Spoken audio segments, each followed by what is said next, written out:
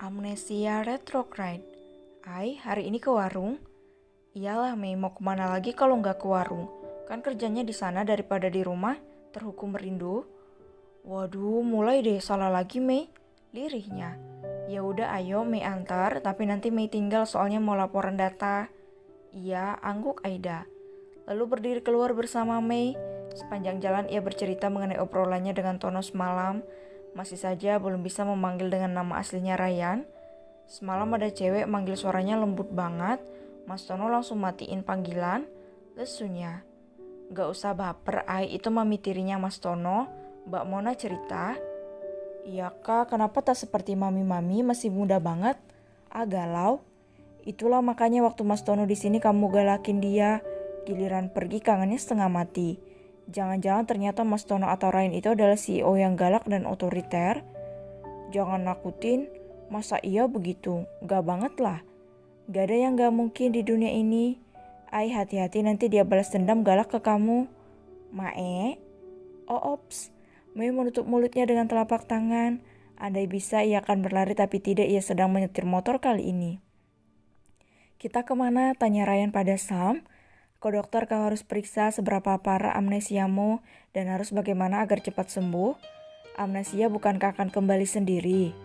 Ya kalau ada yang bisa mempercepat atau kepalamu ingin kupukul seperti di drama. Canda Sam membuat Ryan sedikit bingung mencernanya. Tiba di sebuah rumah sakit, Ryan masuk bersama Sam yang setia bersamanya. Mona tak ikut karena harus mengurus pertemuan yang akan dilakukan siang ini. Mana tuanmu? Goda Dev.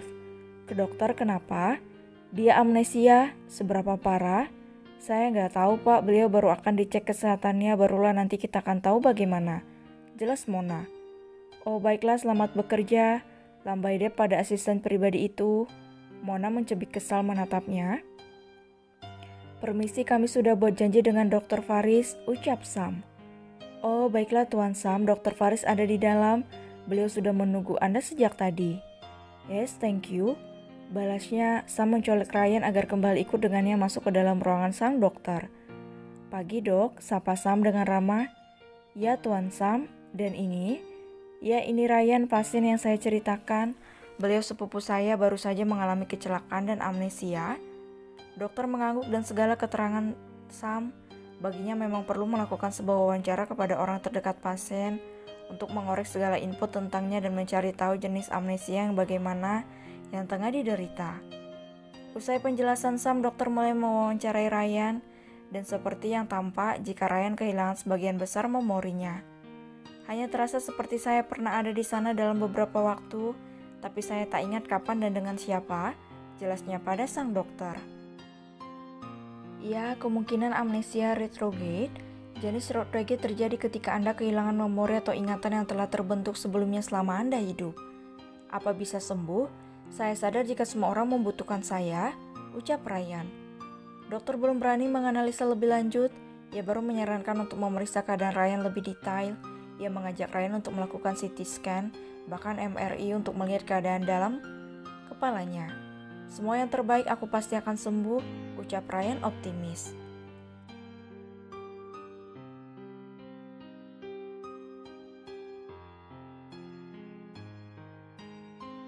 Kau mencintai gadis itu? Hari ini kayaknya ramai, tatap Mei pada tempat parkir yang mulai dihadiri beberapa pengunjung. Ya semoga saja ngabisin belanjaan terus belanja lagi.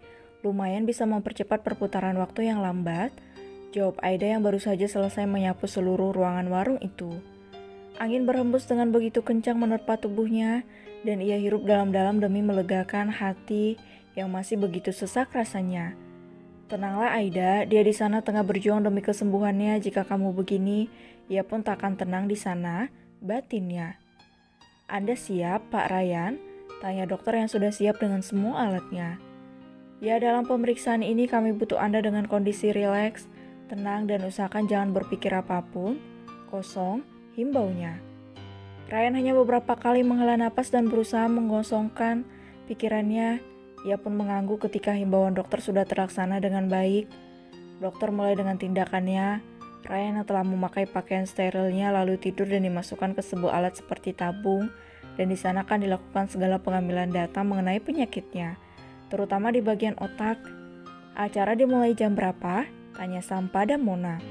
2 jam lagi masih santai meski sudah banyak yang kesini, terutama para wartawan. Ya, biarkan mereka menunggu. Ryan masih dalam ruang tindakan saat ini. Begitu banyak yang harus ia lewati demi kesembuhannya. Baik, Pak, jawab Mona. Ia pun kembali duduk dan menyandarkan bahu lelahnya. Sama lelah seperti Sam yang harus kesana kemari mengurus Ryan. Kau kira aku tak lelah? Ucap Deb yang datang dari belakang dan mengagetkan Mona. Kalau lelah istirahat, kenapa mengganggu saya? Tukas Mona. Tidak, siapa yang mengganggu, hanya ingin istirahat karena di sini satu-satunya tempat sepi. Mona hanya mendalik kesal, tak mau menambahkan kekesalan. Ia akhirnya kembali menyandarkan bahu di kursinya. Kembali pada Sam, ia dipanggil dokter untuk membacakan hasil MRI-nya. Ia masuk dan duduk di sebelah Ryan. Ini bukan hasil karena hasil yang sebenarnya baru akan diterima seminggu setelah ini, tapi ini hanya diagnosa dari saya, ucap sang dokter. Iya, apa saja tolong katakan agar saya bisa menjalani pengobatan dengan sebaik mungkin. Ia harus dengan baik dan cepat agar semua yang saya perjuangkan tak sia-sia. Sepertinya telah terjadi benturan, apalagi menurut riwayat sebelumnya jika Anda sempat hilang ingatan karena hanyut di laut, seperti kronologis yang telah diceritakan. Jadi untuk sekarang hanya dapat dilakukan terapi, seperti Tuan Sam yang harus terus membuat Tuan Ryan flashback ke masa lalu kalian. Tak perlu jauh, yang terdekat dulu dari hari ini, misal sebelum kejadian. Baiklah dok, saya akan berusaha membantu Ray sebisa saya, memancing segala ingatan dia perlahan, timpal Sam. Dan jangan terlalu dipaksa, saya lihat kondisi Tuan Ryan tak terlalu buruk, perawatan selama ini baik. Apakah vitamin dan makanan selalu terjaga? Siapa yang merawat? Saya tinggal bersama seorang nenek di sana dan cucunya yang lulusan bidan. Jawab Ryan tersenyum mengembang ketika membahas akan Nurnya. Wah, Anda sangat beruntung. Teruskan saja bagaimana cara ia merawat. Saya yakin tak akan begitu lama. Ryan mengangguk dan semakin optimis. Sam pun segera mengajaknya pergi untuk mengajak Ryan ke kantornya. Kau mencintai gadis itu? Dia cahayaku, Sam. Aku tak hanya cinta tapi seperti nyawaku saat ini, balas Ryan.